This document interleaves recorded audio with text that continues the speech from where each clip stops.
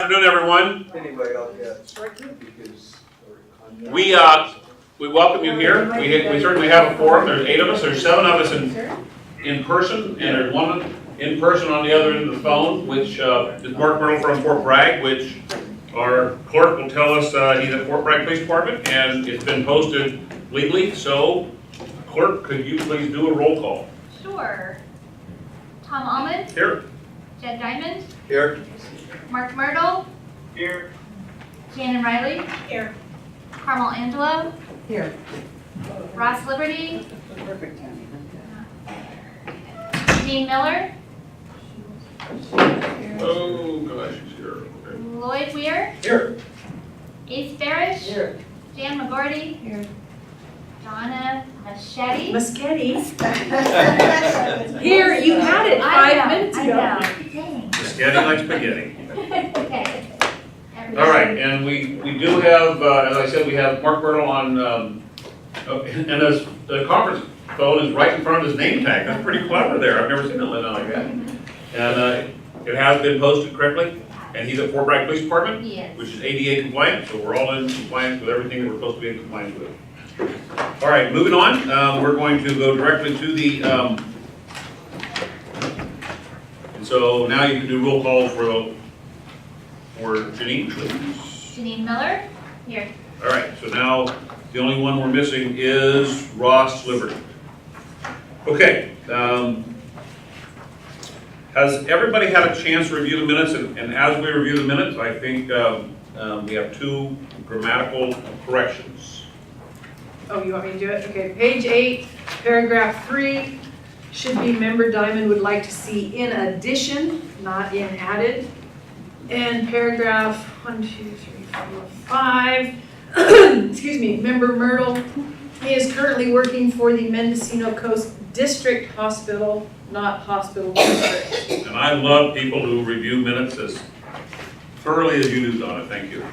Are there any other corrections? Is there anybody, and if not, is there anybody who would like to make a motion to accept the minutes as corrected?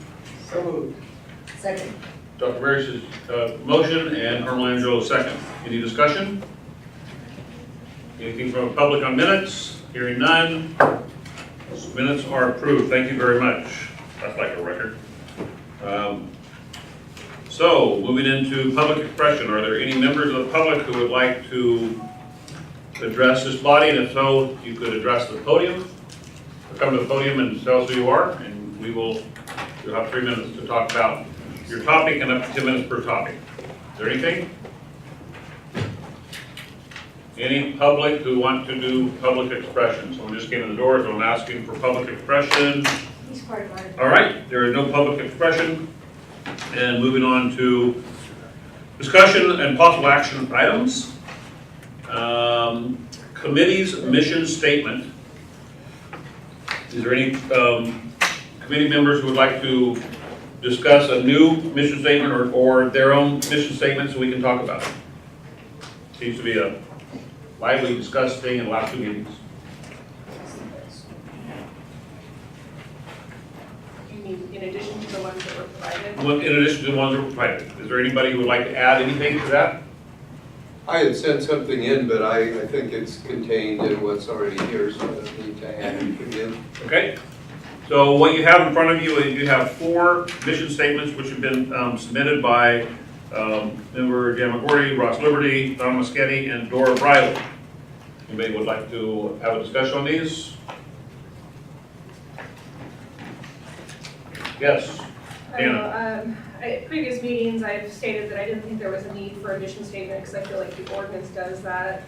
That being said, I like version number 2 from member Liberty, specifically because it refers to the ordinance provided for by and as defined by the ordinance. So I appreciate the addition of the words effective, efficient, and transparent use of those funds, but again, appreciate the reference to the ordinance. Okay. So, yes, Jan. I put together this mission statement because there was concern that there wasn't enough detail. So I pulled out the exact purpose of our committee, and that's what is in it besides the overarching commitment for Mendocino County. Okay, so we have Jan McGordy's mission statement, which takes language out of the ordinance and puts it in the mission statement. And we're talking about Ross Liberty's mission statement that refers to the ordinance without putting the words in there. I personally, believe it or not, government actually talks about mission statements, and one of the purposes of a mission statement is to keep it as concise as possible and as short as possible. So I like the shorter the better, but that's just me. Is there anybody else who would like to weigh in on this? Rob, or Jed? Yeah, I've read them all. I like Member McGordy's statement because I like that it's specific. I like that it says particularly around the specific issues around the psychiatric facility and infrastructure, which I think is important. So it is a little longer, but it seems to me to be something that we can remind ourselves. Okay, and for the public's edification, let me read what you're talking about. Or Jan, would you mind reading your statement? Oh, sure. Mission of our Citizen Oversight Committee. Mendocino County is committed to improving all residents' lives and the public's safety by strategically evaluating and enhancing resources for mental health treatment. Therefore, the Citizens Oversight Committee of the Mental Health Treatment Act shall provide recommendations to the Board of Supervisors regarding Measure B funding for creating psychiatric facilities and their infrastructure within Mendocino County, review the annual audit of Measure B expenditures, and provide oversight of management performance for compliance as outlined in the Mental Health Treatment Act, Mendocino County Ordinance Number 438. Okay. Is there any other commissioner who would like to weigh in on this? Are there any members of the public who would like to weigh in on this? Seeing none, we'll close the public. I would like to weigh in. Mark, I'm sorry, go ahead. Sorry, I like version 2 of Ross Liberty, that with mission statements, you want them to be pretty general, that hold the weight of what you want to accomplish, and I think he does it in one sentence, and I think that's a good mission. And I like the words effective, efficient, and transparent. And I think everything that was said in Jan is stated in the Mental Health Treatment Act. So that's my personal opinion. Well, that's why you're here. You're on the board for your personal opinion. We like that. Is there any? Jan, yes. So, I mean, truthfully, I like shorter mission statements, but I think number 2, it should refer to the ordinance by number and by name. Okay, so if we added Mendocino County Ordinance number 4387, Mendocino County Ordinance, yes. And I don't know, do these numbers change? Do we need to say that the ordinance? Are the numbers always static? okay? Are they forever and ever, Yes, number 4387? yes. Okay, and that's good enough.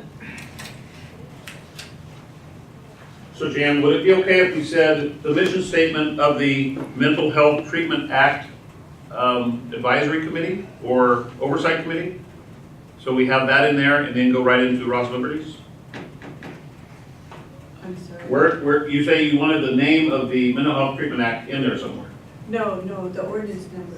Ordinance number, okay. So if we use Ross Liberty's and just add parentheses, Mendocino County Ordinance number 4387, are you okay with that? Oh, that's fine with me. Is there anybody, is there any additional comments? Trying to please other people. I think that's a good suggestion. I would agree with that. Is there anybody who would like to make a motion? So Ann? I move that we adopt the second mission statement as submitted by Member Liberty with the amendment of including the ordinance number. You open the back door, someone, it's so locked and we have our attorneys trying to get it. No, it's not. Oh, No, I was just peeking in. oh, okay, I'm I was sorry. trying to let her know I'm back. Okay, I'm sorry, I apologize. Sorry. Jan. All right, so Deanna made a motion that we accept Member Liberty's mission statement. The mission of the Mental Health Treatment Act Citizens Oversight Committee is to ensure the effective, efficient, and transparent use of those funds provided for by and as defined by the ordinance for the benefit of the community, parentheses, Mendocino County Ordinance number 4387 on parentheses. Is that your motion? As defined by Mendocino County Ordinance number 4387. Okay, defined by Mendocino County Ordinance number 4387 for the benefit of the community. I would second that. We have a second. We have a motion and a second. Any discussion? Okay, all in favor? Aye. I, Oh, I'm sorry, because we have a phone person, we have to do this roll by, call. we have to do it by name, roll call. Go ahead. Yeah. Okay, so Janine Miller? Yes. Jan McGorty? Yes. Carmel Angelo? Yes. Ace Barish? Yes. Ross Liberty is out. Floyd Weir? Yes. Mark Myrtle? Yes. Jed Diamond? Yes. Shannon Riley? Yes. Thomas Almond? Yes? Donna Maschetti? Good girl. Perfect. Congratulations. We haven't even collected a dime from our taxes yet, and we already have a mission statement. Congratulations. Thank you very much. And thanks to Ross Liberty, even though he's not here, for submitting it, and thanks for the collaborative effort. All right, moving on. Report to committee from the Rules and Procedure Ad Hoc Committee with discussion. Members Maschetti, Riley, and Myrtle will present their rules of procedure document to the committee for consideration and adoption. Okay, so I revamped the rules of procedure and sent them out to Riley and Myrtle. They sent back to me with a couple questions of their own. We all three have some questions on verbiage to stay compliant with the county. So I sent it all to county council, who I spoke with today. She has promised to look at it, let us know about that verbiage, because there's some in there that I think can be taken out. However, not ever dealing with county bylaws before, I want to make sure the three of us want to make sure that we do it right the first time. So she is going to get back to me, and then we will have the edited, completed version for you. And so can it be on would you like it on the agenda for next month? We should be able to adopt it next month. Okay, so please make sure it gets to the clerk, and we'll get it on the agenda, and we'll release it to the public and to all members. Okay, this is going good. Report out of the committee, Board of Supervisors, March 27th, agenda summary to request for proposal for a needs assessment. Chair will share the outcome of the request heard at the 3/27/18. So, Carmel. Yeah, I can speak to this. This is, what had happened here was that by the time the item was submitted to the clerk of the board, we had already had a phone conference with Lee Kemper, and that was the sheriff and myself. And we agreed and is absolutely interested in working with us to do the assessment that we're requesting. Additionally, what we learned was that Health and Human Services actually still has a contract with Lee Kemper. So what was very easy for us to do was, which we haven't done yet, but we plan on bringing to the board on April 10, unless this committee decides not, that you don't want to go in this direction, but we are amending the contract, the existing contract that Health and Human Services has with Lee Kemper. We're actually adding money, and the amount of money would be $40,000, which would come out of Measure B. And we would bring that to the board at the next board meeting, which I believe is April 10th.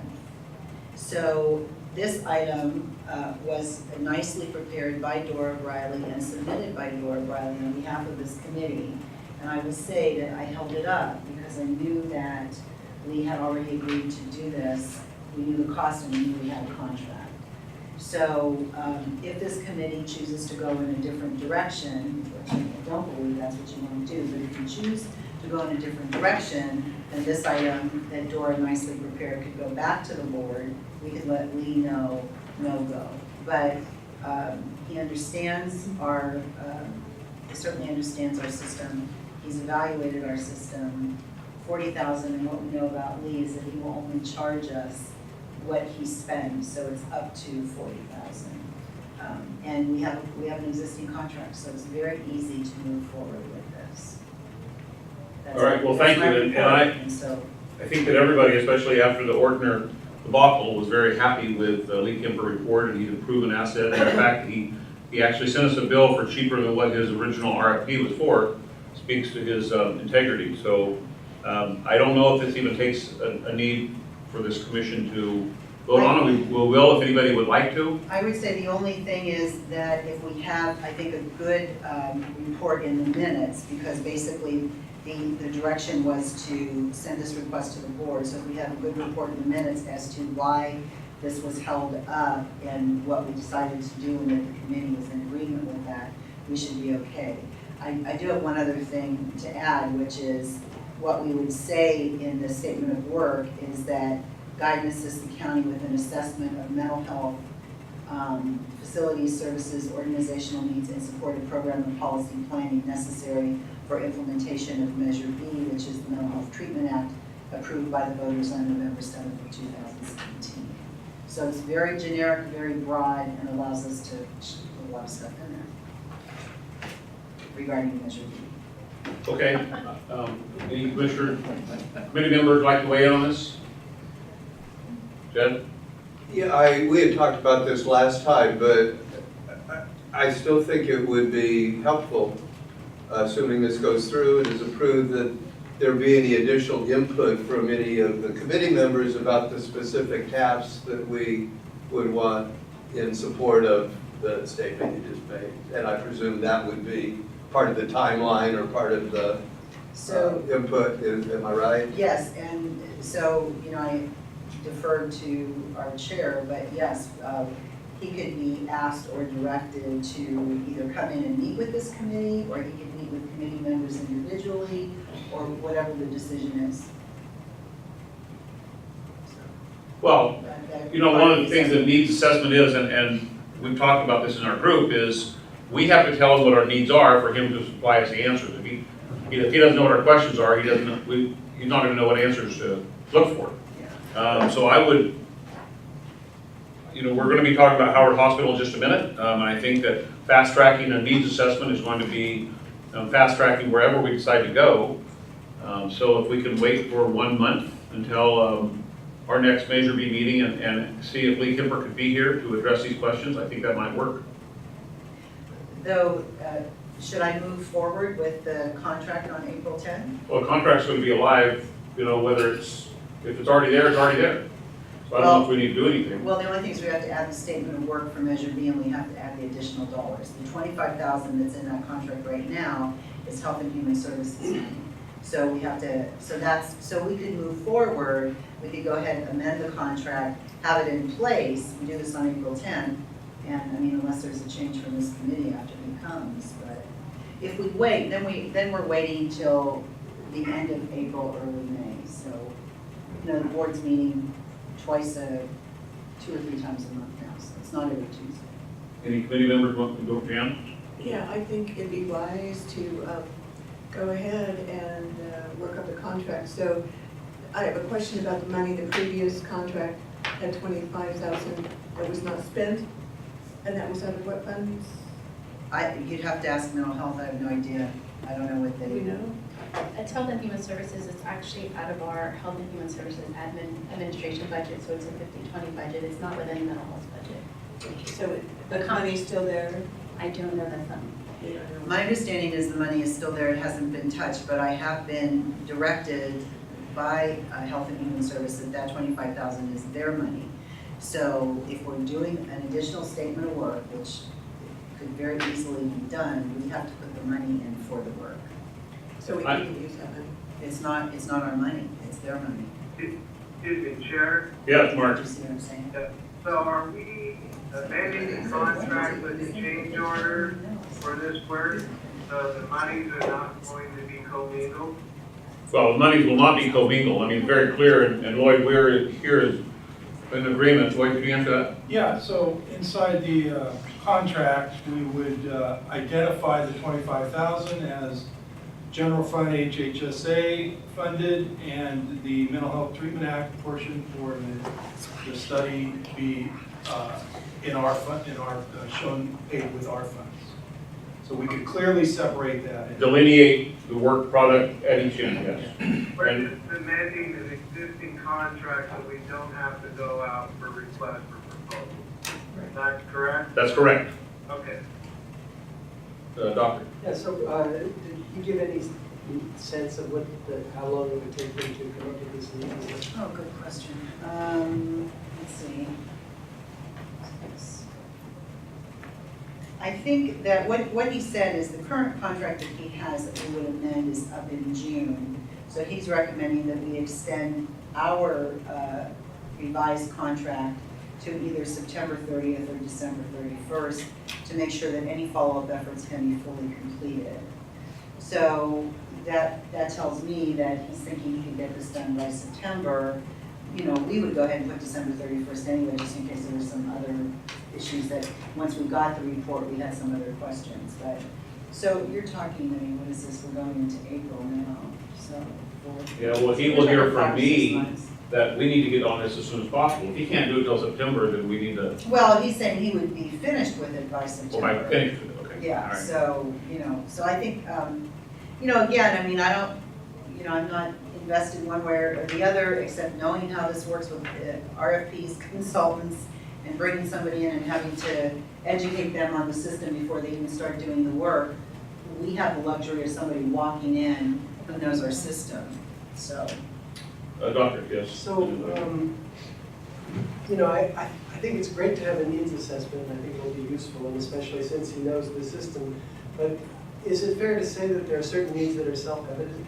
Oh, the PUF unit, in my opinion, is very. So, I sure. mean, is it possible that we could be on 2 tracks and starting down, actually making that happen, and then also getting a needs assessment at the same time? I don't understand what you mean. Well, you know, we were, like, for example, we have the subcommittee that's out looking at the possible modalities that we have for a locked facility.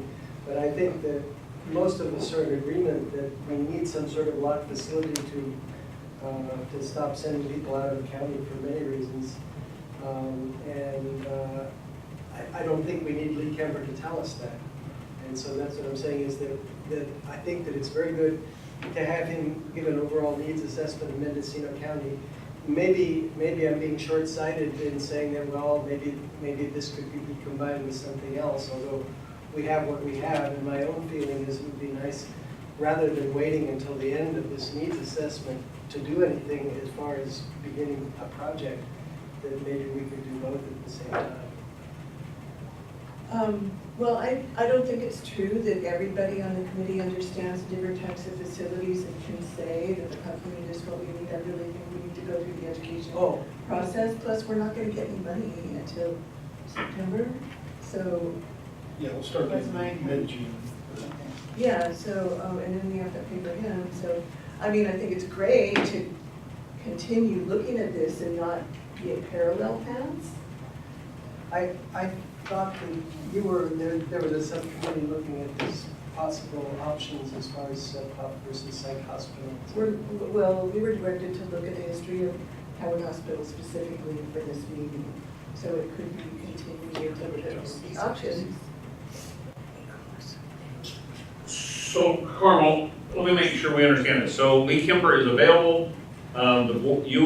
You're recommending that the board look at this before our next meeting, for the Measure B next meeting? I'm saying that given that this contract amendment has to go before the board for approval, April 10th is the next day. This could go on the consent calendar and then it's approved. It doesn't mean you have to spend a dime, whether you have to have him do any work, but then you have it approved. If you wait, you're talking, 2 weeks later, the end of April.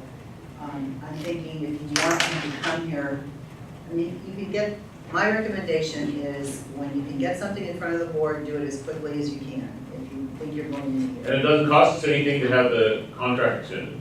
No. All right, yes, Lloyd? So I hear a little bit of concern about the amount of time. Is there any way we can put in the amendment a target date for a target amount of time so that it's just not open-ended? Well, you certainly can.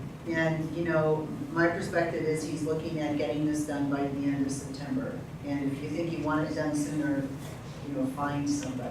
Because the fact is that trying to find someone, unless you're gonna try to get staff to do it, it's not gonna be that easy to get anybody to just walk in here and do it any quicker. And just, you know, 25 years of government assessments, I can say this is quick. But we can put in there that he needs to make it a top priority, and, you know, he would start after April 10, May, to June, July. If you want to get it 90 days, we can tell him you want it done by August 1, and see if he can get it done by August 1. He'll have preliminary reports along the way, so it's not like you're not going to see anything until the end of September. And honestly, one of the reasons that Lee Kemper is going to be so quick is because of the needs assessment he's already done on Mendocino County mental health, and he already has a lot of numbers that we're looking for, that we've looked at the report on. He knows the system. Yeah, just in support of both what you say, I agree, as quick as possible and doing it well. And I think part of what I heard Dr. Barish getting at is the more specific we already know we want information on, which I think that's what you were getting at with we know we want an inpatient locked facility. There may be some questions about the type or the different funding things, but if we keep it focused on that, one, it's going to be quicker than if it were very broad, looking at all kinds of other mental health services. And hopefully then we can really narrow it in on, you know, the choices within that category that we, I think, pretty much all agree on. Well, I guess we have several things on the table at once. You know, maybe it would be, I mean, I think there's no downside to having Lee Kemper go ahead with a needs assessment. You know, that's separate from the other issue, so maybe it was premature, but does that take a vote? Well, and our vote is merely a recommendation to the board of how they're going to spend the money. I don't think it would be a bad thing to do a vote to tell the board that we are supportive of this or not supportive, however the vote goes. Well, I'd like to make a motion that we have Lee Kemper do a needs assessment. Okay, we have a motion, and then we can take care of the details with the board and so forth. It's a very simple motion to have Lee Kemper do a needs assessment. Jan? Second by Jan. Corey, any public input on this? Okay, any committee members like to weigh in? Okay, we have to do it by roll call. Janine Miller, Yes. Jan McGarty, Yes. Carmel Angelo, Yes. Ace Barish, Yes. Lloyd Weir, Yes. Mark Myrtle, Yes. Doug Diamond, Yes. Shannon Riley, Yes. Tom Almond, Yes? Donna Mischetti. Yes. All right, thank you very much. So we're moving on to item number 4. D as in David, report to committee from the Facility Ad Hoc Committee with discussion and possible actions regarding Old Howard Hospital. Ad Hoc. Okay, shall I start? Sure. So, it was kind of difficult to get information because people are so busy. But, so I thought, okay, I can put a timeline together. So I outlined a timeline, and it looks like there's like 3 categories of the timeline. So I can ask people to speak on each category. So, and I'll just give you an overview of the timeline that I found. So, evidently, our CEO started pursuing this in 2010. And there was a tour of the buildings. In 2013, ONG was contracted to provide adult services, taking over county responsibilities. And then the following year, 2014, Camille put together a committee with Dr. Barish to start looking at alternatives to placing people out of county, because that's so expensive. And there was a whole series of things that happened.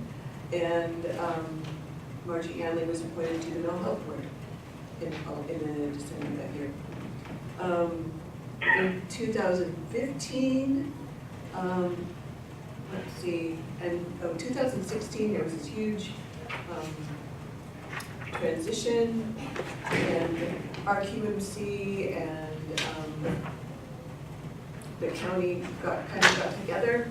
And this topic specifically, the Old Howard Hospital, is we're talking about the ad hoc committee that reviewed Old Howard Hospital for Right, possibility. Are we still on track for that? yeah, that's what I Okay. believe. So there's this timeline that since 2010. Okay. And then in 2016, they kind of got together, because there were these parallel tracks for a while. Okay. In 2016, it came together. So, and if you want to hear the details, we can do that. Okay, so we had a three-person ad hoc committee. We had members Miller, McGordy, and Angelo that were going to tour the facility and get an idea of it. So what's the report on that? So, both Camille and Janine have already seen it. They've already toured it. Okay. I have not toured it. It was thought that perhaps some other people of this committee might like to tour it as well. We were unable to schedule another tour because of people's busy schedules. You said Camille and Janine. Did you mean Carmel and Janine? Okay, sorry. Okay, so is there a report of Old Howard Hospital then, of where we are? Touring the facility and seeing what, is there a report on Old Howard Hospital? Is there a written report? I just started getting information for timeline today. Okay, If you want detailed information, it would have to be, I'd have to have more time to put it together. But what I can tell you is that there's been an energy assessment. There's been an environmental study. There's been this foundation plan, and I believe that there's somebody here today that could go over that plan in detail if you want to hear that. okay. So Janine, did you tour the hospital? I have toured the hospital, yes. Okay. Is there a report on touring the hospital, or What? is there anything to add to Jan's? Yes. Yes. Carmel. So I think that I appreciate Jan really trying to get all the information from all of us that have been moving so quickly. I just want to go back to say that it has been the direction of the board since 2010, that has been my direction to work on this. And that was back with Kevin Eric, who at that time was the president of the Old Howard Hospital. There was a lot of activities in between, but getting back to answer your question, Janine, myself, other members of the county have toured that facility multiple times. We toured that facility back in 2010 with our general services staff. And at that time, we were looking at the roof, we were still looking at the building and not realizing, how old the building was, the amount of work, and what we would put in it. So this was back in 2010. After that, we commissioned an energy study. We had a company, Aircon, that was doing energy studies of our buildings. And we asked them to look at Howard Hospital because we were still thinking the facility as it was, what would be the cost monthly of running this facility, whatever. So we did that. It wasn't until most recently, the 2016 going into 2017, that we got a little bit more into the details. And this is where Janine comes in, and certainly Camille was, honestly on a parallel track, sometimes working with us, sometimes working with others, really looking at this. But on February 27th of 2017, that was the re-entry into working with the Howard Hospital Foundation on this particular facility as directed by the board. And on that day, I met, and I think Camille actually came with me, and I met with the foundation board, and we talked about touring the hospital again. We had met with the state regarding licensing and certification, so basically staff. That was Janine Miller, myself, and Terry Moss Chandler. Met with the state, got their assurance that they would work with us on that facility. We met with the fire marshal, contacted the state fire marshal. We were going to have the state do a pre-site visit, and then we have not done that yet. And then we started working with RQMC as, honestly, as a possible service provider, but there are lots of service providers out there. And then we started talking about looking for money to build out the facility. From that meeting in February of 2017, that's when our staff, Janine, Tammy, and I'm not sure who else, then got together and actually decided what services could be provided in that building.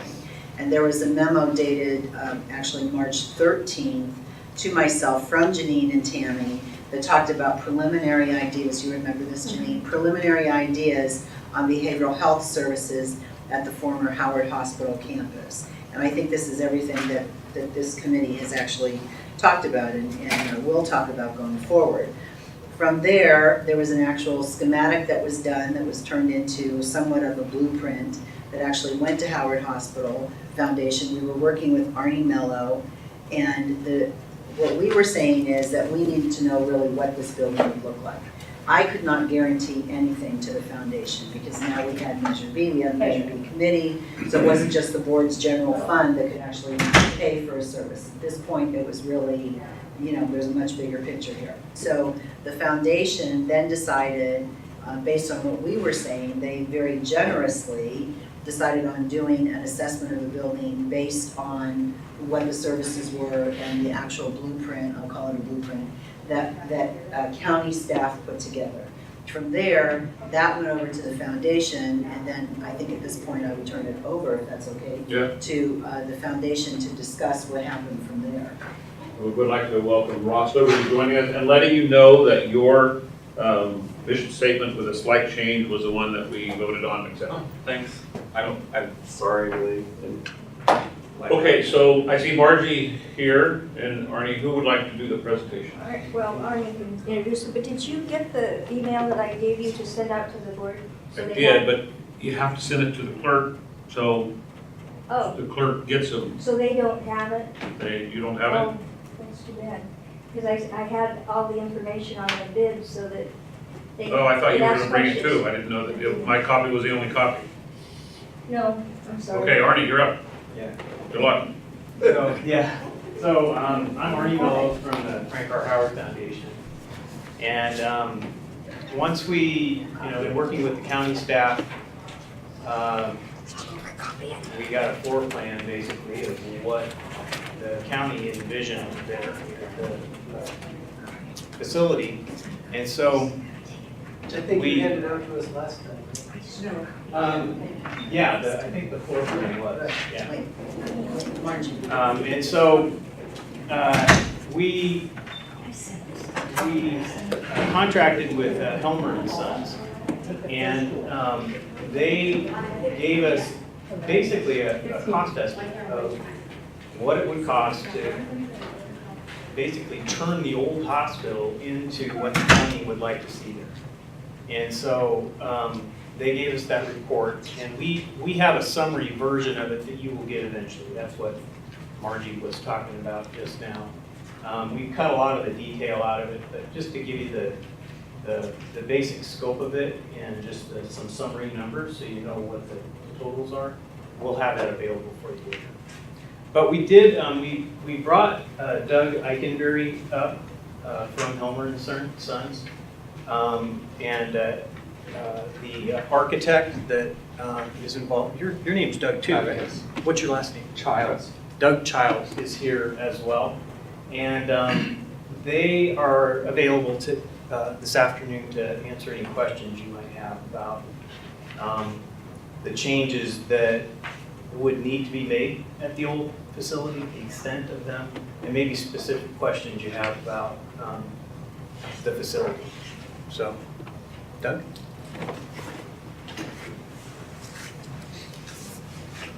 Hi, I'm Doug Eichenberry. I work for project manager for Helmer and Sons.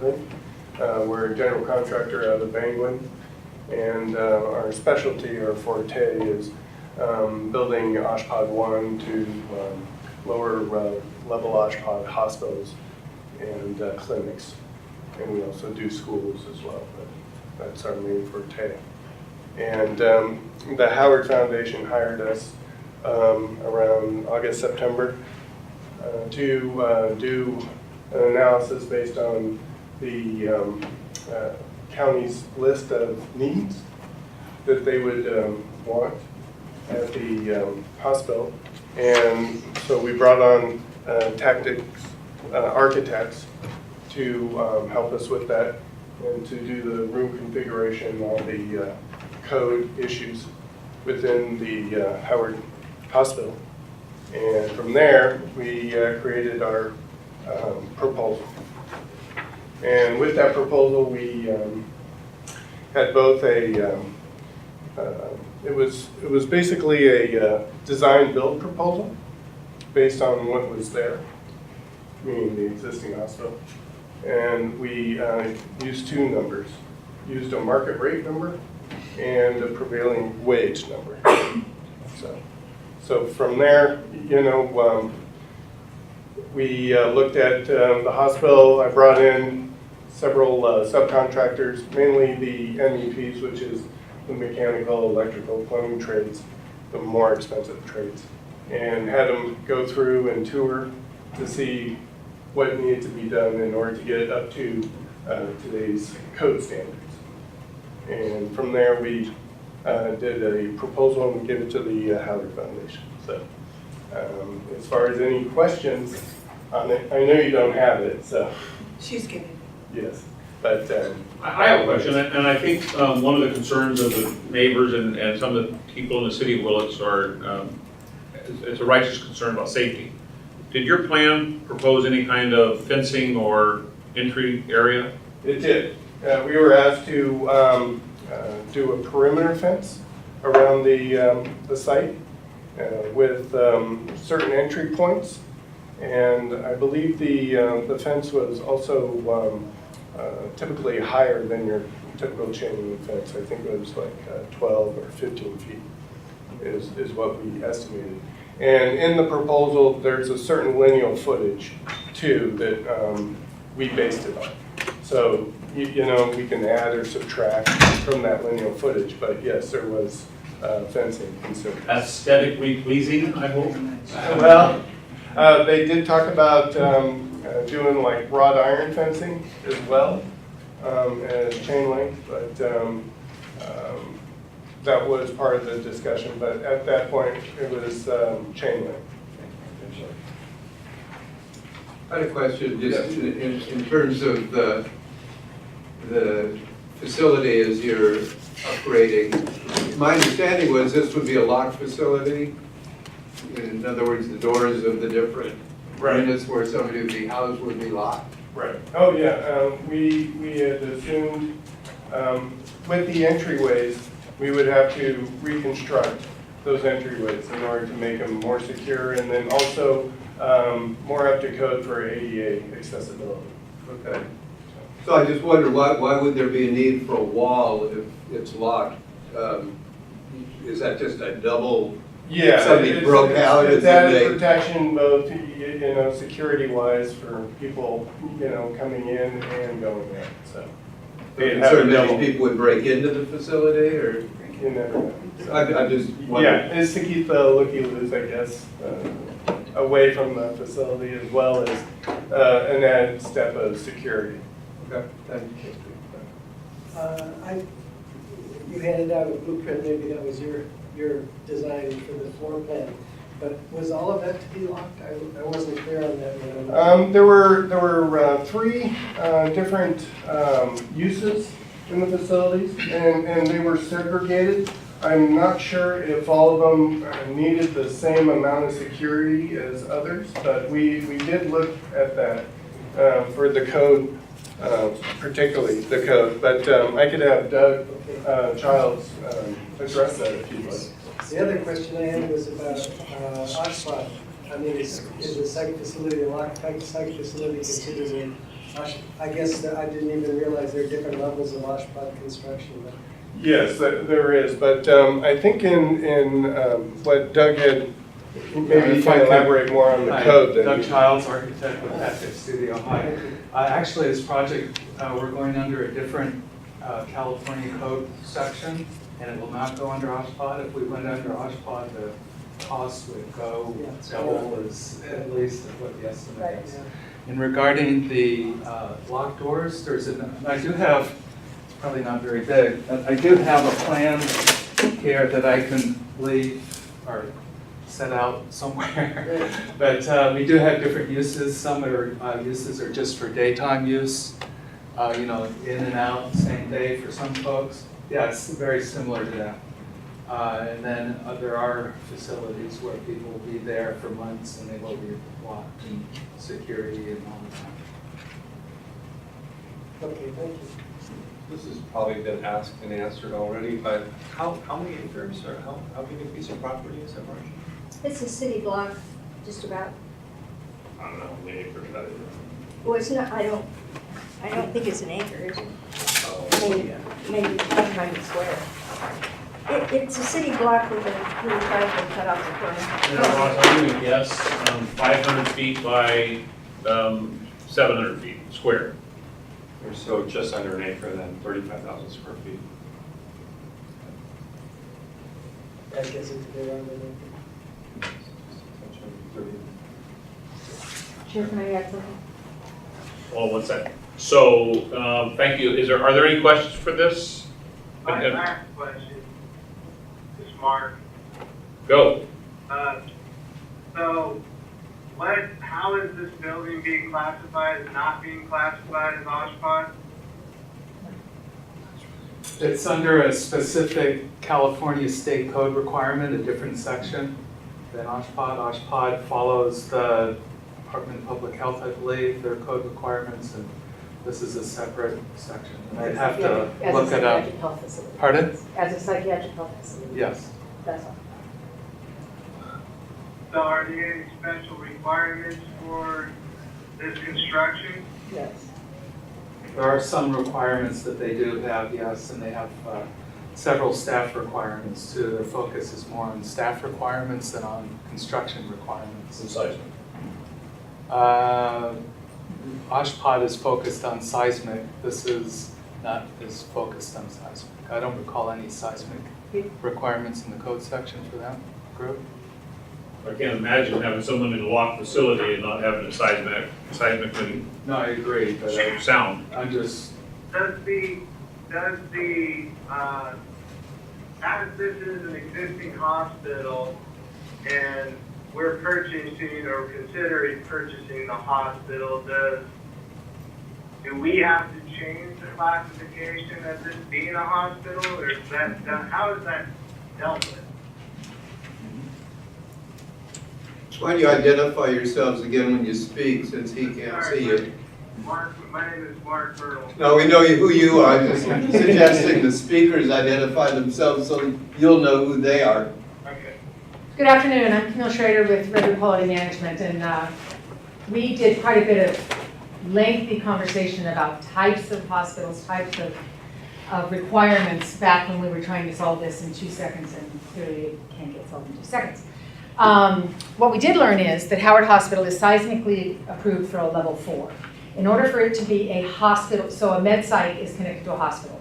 One of the challenges with that was that while technically Old Howard could have been connected to New Howard as a med site hospital, which is a whole different range of things, on the building, on the physical structure side, as a PUF, a psychiatric health facility, which is a 16-bed, many of the same program requirements, but not the building requirements. The OSHPD 4 works. That was one of the things that we had clarified and resolved when we were first having this conversation. So it doesn't meet the 5, which is the higher level hospital. It does meet the 4, which is what a psychiatric health facility, which is what you're speaking to, qualifies them for. Second thing. So we did this draft floor plan at the request of our CEO and Board of Soups to just talk about if this was something that could work, how could you envision it, right? So could being the operative word here. There are several devils and details running all over that document that would need to get resolved to have it actually roll out. The big ones we actually had resolved. There's little ones like we'd have to have 2 addresses to have the 2 different facilities.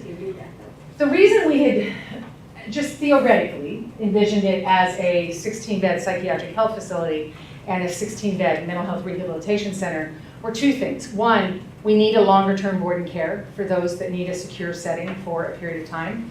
We had anticipated that it would be locked. That doesn't necessarily need to be. I would suggest that maybe it should be because there aren't very many longer-term facilities for severely mentally ill clients who probably need a more secure setting. And we had discussed that both facilities would be able to be certified for Medi-Cal, and we actually got that resolved too. ACE and the crew, and I think Carmel and Janine did quite a bit of work at the state on this. So that was our thinking. The outpatient, there was a wellness center, alcohol and drug, all of those things we put in there because it is a very large space. But the primary large stuff is where we had done most of the research. So I know that we were talking about the different type, couple different types of PUF units. One's for 23 hours, one's for 72 hours, and could be extended 14 hours Yes, or 14 days. Would this be for the 72 hours? So let's talk about that. So a crisis stabilization is the 23 hours to 3 days. In some cases, that could just, so that we're talking about having directly connected to the access, crisis access here on Orchard. That's the one that we've already submitted and have a little bit of an issue with, but we won't talk about today. That's the 23-hour. If they it does divert them from hospital. It does let law enforcement bring them into a separate space. And then if they need it longer, they would come up to, some of them would go directly there and not go to the CSU. Some of them might stay in the CSU for a day to 3 days to say, a day is probably where it is, it's 23 hour. And then they would be transferred up to Old Howard if they needed the 3 to 30 days stay. And then there are those who need the 3 to 30 day stay, and you're like, holy, they're gonna need to be stabilized. Usually they're dual diagnosis. And then they could walk right across the hall, and go into a longer term locked placement So center. my question is would it meet the 72 hour or plus Yes. 14 days? It would You're meet saying both. yes. 30 days, yeah. Okay, thanks. So I've heard the discussion about another facility. Would it make sense for them to co-locate? And I know our scope is strictly the Measure B money, but. Well, it's a mental health facility, it qualifies under Measure B.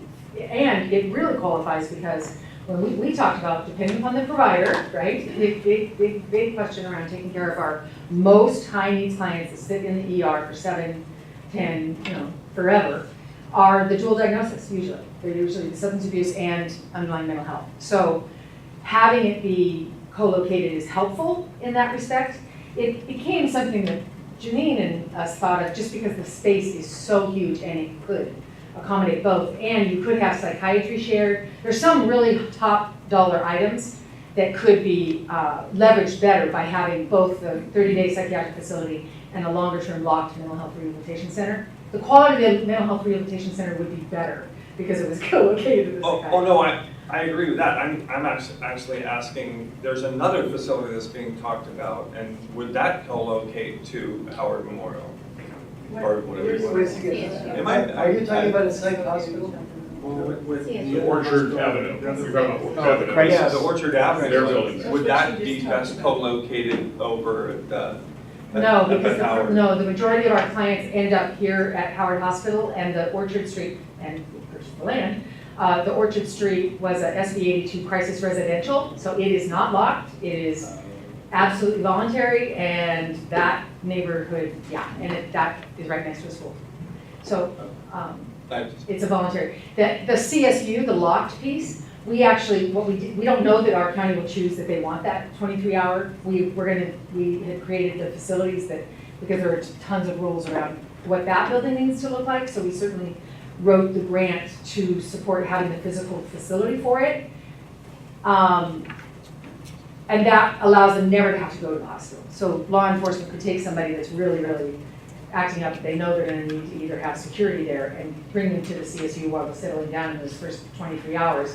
In lots of cases, they do settle down and they stay in the ER until the hospital finds them.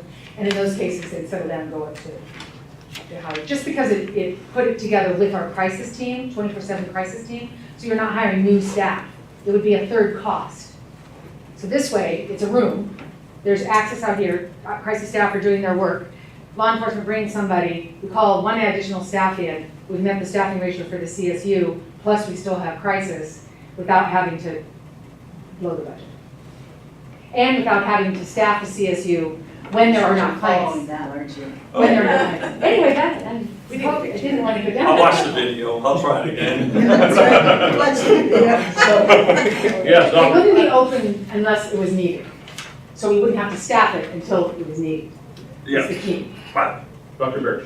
So, you know, I think just to try and restate it, if you don't mind. Please, please, I do terribly. So there's, you know, there's different levels of crisis and different needs for crisis.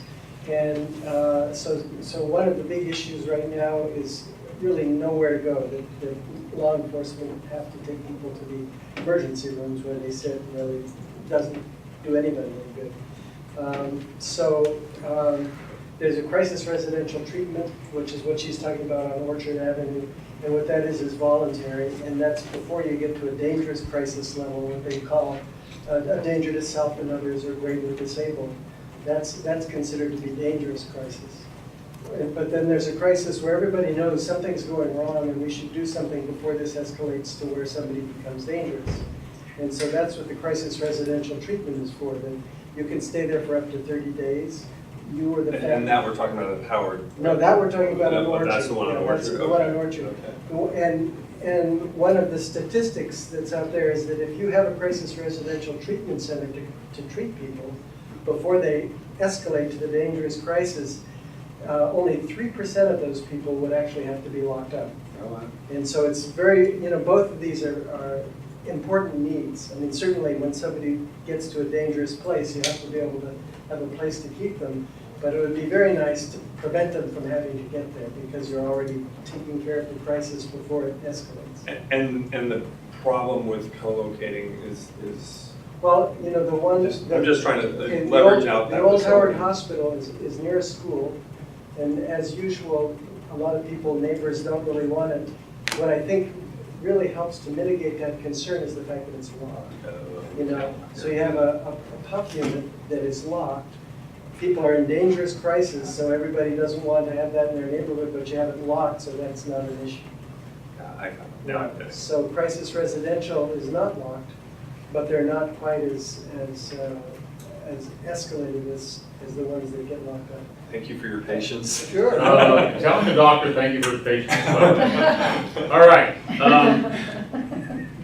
Any questions for the architect then? I had another question. We're ready, Mark.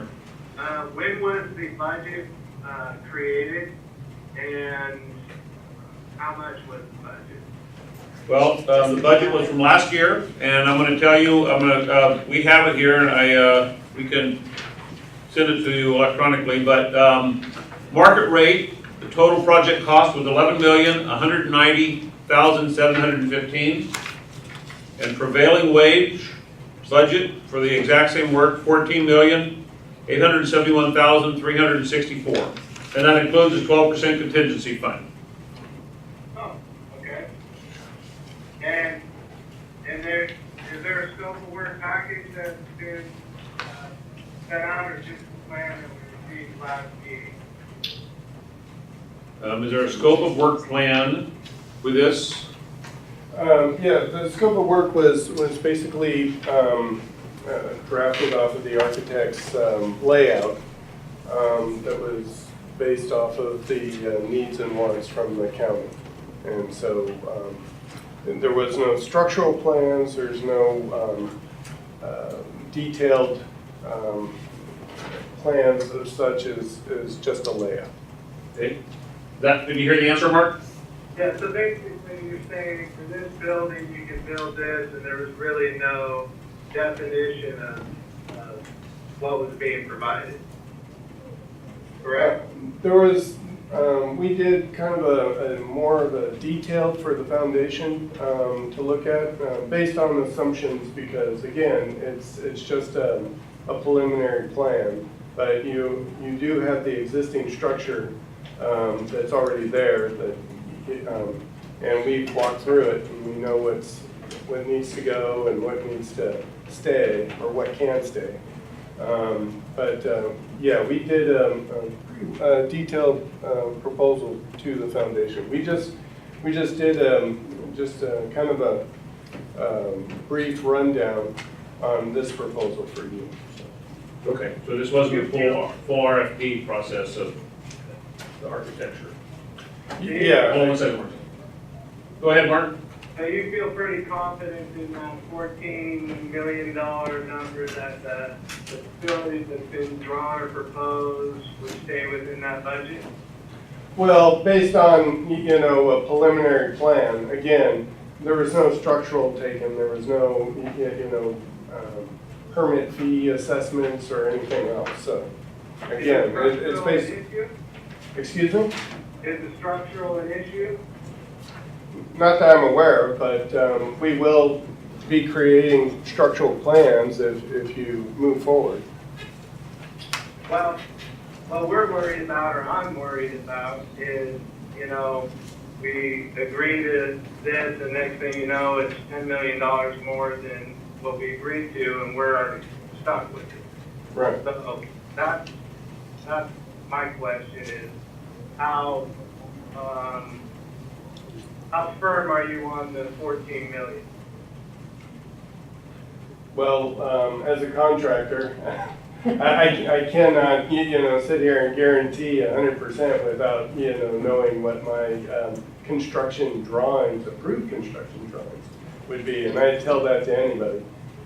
But it's based on, you know, what we have as far as knowledge, and the assumptions made are based on what we know that's out there. And we took, you know, a lot of the assumptions a little bit more conservatively because of the fact that, you know, we wanted to make sure that we were covered one way or another. So Conservatively, as in more money than less money. Exactly. Got it, okay. Right.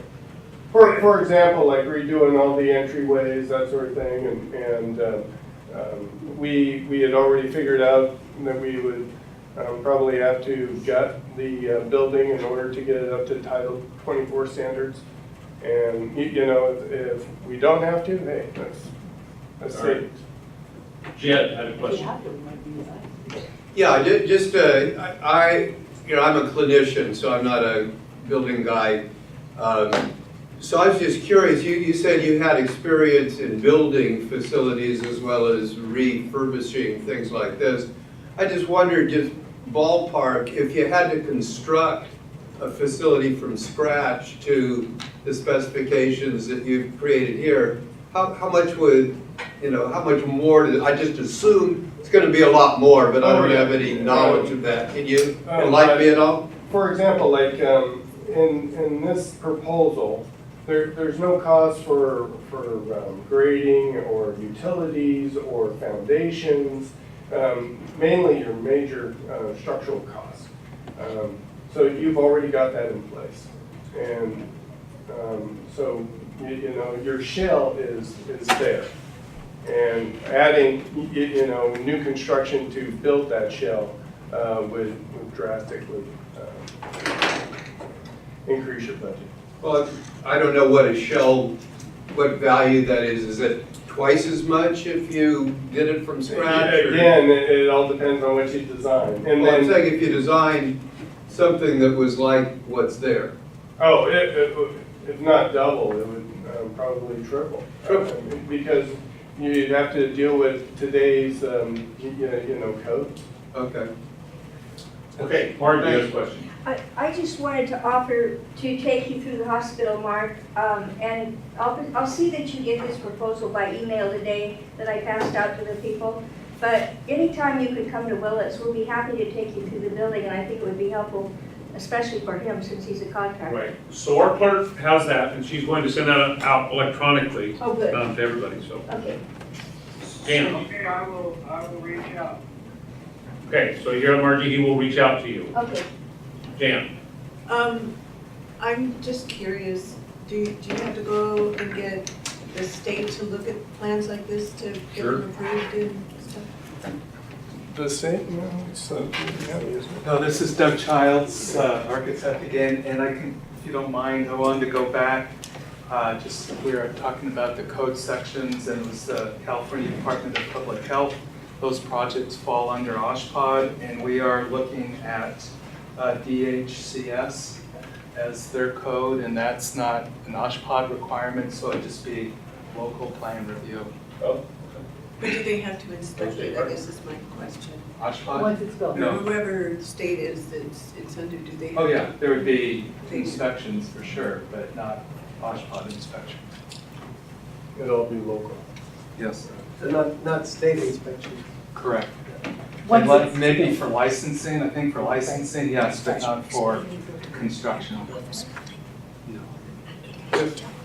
How many square feet is the facility? 27, just over 27. 27,000 square feet. In which you were. And did you guys, did your firm build the new? No, we built their Or the new one in clinic the- next to the new hospital. They built our clinic. Yeah. I'm sorry? Redwood Clinic. Okay. 27,000 square feet. Do you know the price per square foot on any of those buildings that you see? Yeah, Those are up 400. sorry, I don't have my calculator. I figured it out. Yeah, I'm just gonna work out the price. I'm trying to help you get a better. I appreciate it. I think it was around 400 and the new hospital cost 900. So we're about 400 a square foot, and a new hospital is like Right close to that, 900 because square we foot. talked about it. 900 square foot? I thought it'd be more than that. New hospital, big time. Well, it depends on where it's at. Like the El Camino Hospital was $1 million a bed, so that is what it ended up costing. So, yeah. okay. Last Hold on for the public for 1 second here. Are there any more commissioners, or committee members that want to ask questions for the architect? Dan, Carmel, pardon? I want to say that, when I first saw this, which was a while ago, I was thinking, oh my God, 14 million. But for me anyway, when I think about it, it's probably right there when you think about the blueprints that we gave you and the specificity as to what we asked. My only question, and I think this will be across the board, it doesn't matter whether it's Howard Hospital, whether it's you, whether it's Man in the Moon, whatever, when you look at this region and with the fire damage and people trying to rebuild, what would you say as far as, one, if by some chance the committee and then the board wanted to remodel Howard Hospital and utilize that as a mental health facility, how close do you think the 14 million would be today after the fires? What do you think the time frame would be? And if we were going to start from scratch somewhere, whether it was Howard Hospital or somewhere else, starting from scratch, this same floor plan, size, everything, with the fires and the rebuilding of this whole region, what do you think that would cost and what would that time frame be? Is that complicated enough? Yeah. I'm Well, sure you follow me. Yeah, I hope that's you all helpful. understand it's a good I question. can only give you, some experience that we're having right now. We, for example, we went on a bid walk for a brand new gym over in Kelseyville. It was basically a $4.5 million project. When we gave you the proposal, for example, or when we did the proposal back in October last year, we would have probably seen 15 to 20 general contractors looking at that project and bidding that project. We were the only bidder on that project. And there was 12 generals that walked in, and it turned out we were the only bidder. So within that year, that's what you're up against. And yeah, materials have also gone up. I've heard that because of the threat of tariffs and that sort of thing, steel has already gone up 25%. So, That's the Trump, whatever you call it. Well, manufacturing. That's helpful to America. Yeah, well, the manufacturers will take any little whim and run with it, so. But, so I'm sorry, I may have missed it. Then if you were going to build this from scratch, say the board, the committee decided this was not the location, we wanted to do this somewhere else, what would that be from the ground up, based on today with the fires and the rebuild? May I add to that before you Oh, talk go. about that? Go right Just ahead. this is Doug Childs again. In terms of timing, you'd have to find a new property, which would take, 6 months maybe. Then probably have to go through planning to get it approved, which would take a year, I'm guessing. So just to get ready to maybe move forward, and maybe take a year or two.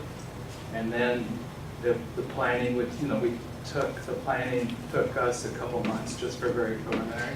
You start from scratch, you'd have to be planning the site, planning the building, so that would add a number of months too. So it would take considerably longer to start from scratch than to redo this building. Can I ask one final question? Sure. Yeah.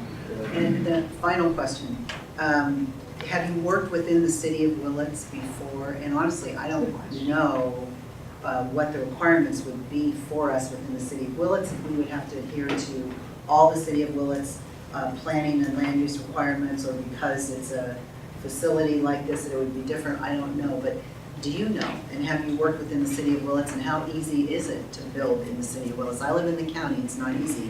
What's it like in the city of Willits? As far as most cities, this is actually an easier city. Willits? Yeah, Willits is. And yeah, we built our new offices and the clinic right next to the new hospital. So We wouldn't have to have a use permit or anything like that. We just basically have to go get a building permit because it's already being used as a hospital. 6 months has gone by. 6 months has gone by, I think we'll have to have a use permit. Once you've no longer used the facility as that, you'll. Okay. Actually, I'm in charge of the meeting here. Thank you very much. Step up. Okay. Okay. Any more questions for the engineer or for the contractor or engineer architect? Okay. Thank you very much. Thanks for being here. All right. So we have in front of us, we have several things to talk about with Howard Hospital. We have an ad hoc committee that we talked about last month, but we have other committee members who, including Mark, who would like to go through Howard Hospital. And so what I would like to do, Margie, before you leave, if you could give the clerk all of your contact information. And if we go through, our attorney isn't here, but it's my understanding from Brown Act that if we go through individually or 2 or 3 at a time, we're not going to be in any kind of Brown Act requirement of having a public hearing, but I think Margie has opened it up for a lot of other people to go through. So. We can take whoever you want. Okay.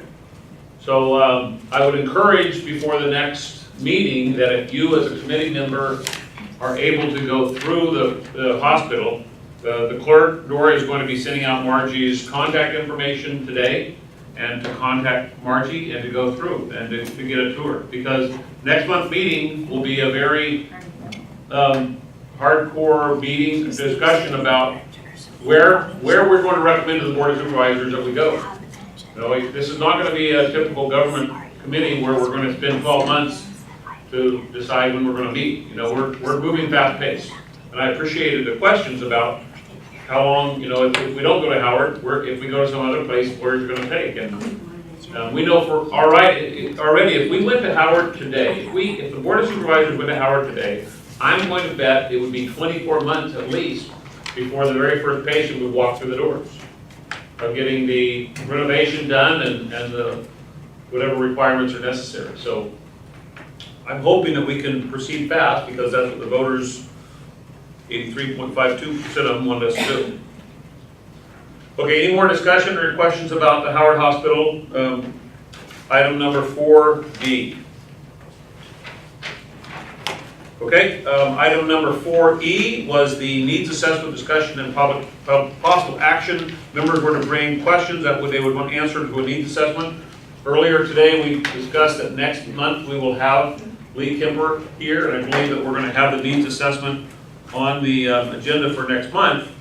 So if you have a question that you'd like to bring up today, if you thought about it, fine, but I'm going to say that we're going to ask you the exact same question in 4 weeks. Any committee members like to weigh in on that? Hearing none, is there any public expression on that? Hearing none? All right, committee member reports. Let me just go down the road here. Janine. All right, so you guys asked me to bring back our costs. We had asked last meeting what our approximate costs were regarding our 24-hour care. And as we know, 24-hour care covers a variety of terminologies. One of them is our boarding care cost, which are those individuals who are on conservatorship. Last year, we looked at last year's numbers, 16-17, we spent about $2.2 million on conservatorship cost, and that's out of the county's realignment dollars. None of that for conservatorship cost currently is billable through Medicare, Medi-Cal, because as I said last month, we talked about the IMD exclusion. Having a 16-bed facility in county that's a boarding care option, we could bill Medi-Cal and recoup up to 50% or more of that cost. Currently in county, we have one boarding care. We aren't able to bill Medi-Cal through that one boarding care. So if you just looked at conservatorship out of county cost, it's about $1.5 million that we're spending out of this county to place people in facilities outside this county. For 72 hours. For conservatorship boarding care. This is boarding care. If you look at psychiatric hospitalizations, which is another form of 24/7 care, and that is for those that are placed on a 5150 and sent to a facility out of county, because we do not have any currently in county, we spent approximately $1.8 million in psychiatric hospitalization costs for 5150s that are hospitalized out of this county. That's a year? That was 16-17 numbers, yes, that's for the last year. Got it. Thank you. Anything else for report out? Jan? Yeah, I just had a question from the Behavioral Health Advisory Board, and that was, how is the public learning about these meetings? There was some concern that the word wasn't getting out in a way that's easy to access, not just hidden on somebody's website. Well, we have posted on the county website. And we posted the agenda. Would you like for us, the meetings are set towards the same day of the month. You know, we're the fourth Wednesday of the month, and we meet in this room at 1:00 p.m. So, can you take that back to the Behavioral Health Board? Well, no, I told him that. There was just concern that, there was more outsourcing, like, is it listed in the community calendar in the newspapers? Is it listed as a PSA on the radio, so that there's the opportunity for people to attend and provide input? So it's on the county's calendar, and it was my understanding that the media comes to that calendar to get their information and that emails go out from that calendar is what I was told. Is that true? I don't know. I don't know. I think it should probably be on the sheriff's website too. I think people are going to look at Measure B, they're going to look to the sheriff, really, they're not going to look to the board. Okay, the sheriff, on our face page, our main page, we will list the time and date of each Measure B commission meeting. I know if for other organizations, if you want a public service announcement, they don't come to you for public service announcements. You have to reach out and take it to them because they don't charge for it. Well, I know the Tri Beagle Journal, they list, every Sunday they list all the meetings that are coming up this month, this week. Is this listed? Yeah. Oh, it's not, so I'll get with the Tri Beagle Journal, let them know. We have a set time, place, and time, and the only thing that changes is the agenda, and if they, they can go to a county website and look at the agenda. So, all right, thank you for that. Is there anything more, Jim? Carmel? Tucker? Ross? Congratulations on your, can we read back Ross's Yeah, I was gonna ask. statement? How did I? You wrote it down. Okay, so it says, yeah, it was really good. The only thing we changed is putting in the ordinance number. It says the mission of the Mental Health Treatment Act Citizens Oversight Committee is to ensure the effective, and transparent use of those funds provided for by and as defined by Mendocino County Ordinance number 4387 for the benefit of the community. Works. All right? Thanks, sorry I wasn't here to advocate for Okay. it. So one thing can I ask, Can't ask, is a report out. Oh, Not a hundred degree break. Okay. Lloyd? Mark? Yeah, I was, been pondering when we're going into investments for, you know, these facilities, is quantifying the amount of patients that we are actually going to treat in each of these facilities. We got a handle on the amount of patients that we have. I know we don't need to answer that, but that's one thing that I think we need to fundamentally think about. And I agree with that, and that's a primary reason for a needs assessment to tell us what we need. Okay. I think in terms of a locked facility, the number of beds is fairly set, and that's going to be 16 in a puff unit. And just because of the need surrounding counties, I think we could probably be pretty sure that it would be full most of the time. And Okay. yeah. Anything more, Mark? That's it. Jed? Yeah, just a quick thing, building on what Jan was saying. Since I've been appointed to this board, people have come up to me and Willits had asked me about things that are not in the purview of this board, like, you know, help me understand the problem with mental health services, or can I talk? So just to validate, I think there's a need to reach out more and let people know what we're doing and invite people to come to this and maybe to have something to the press at some point about the actual work that this board is doing, so that we're not, people don't assume that we're doing something that we're not, is what I'm saying. I get it, and I'll do my report out with the same thing. Shannon? All right, you want your report? Nothing, sir. So I'm reporting out, you notice in front of you and Mark, in front of your telephone, there's a book, Robert Rules of Order. Please, if you have an opportunity, you're welcome to correct any of my, if I make a mistake, please let me know if there's a mistake. The next, I want to go back to the Behavioral Health Board and say, the next Behavioral Health Board meeting is going to be on Wednesday, April 18th, but it's going to be in Covelo, which is the same day as the Sheriff's Advisory Committee, and we're going to meet at the same place. So the Covelo Sheriff's Advisory Committee and Behavioral Health Board will meet at Yuki Trails on the 18th at noon.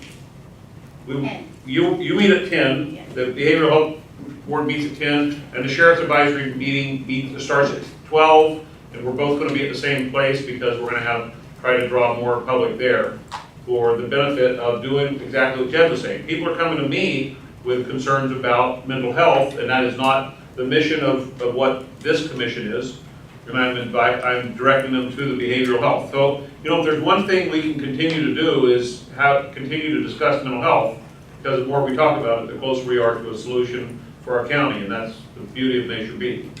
So, that's... I have a question. Sure. How long does your meeting usually last? 45 minutes. We talked to them last week and said we're going to try to make it like 20 minutes. Very short.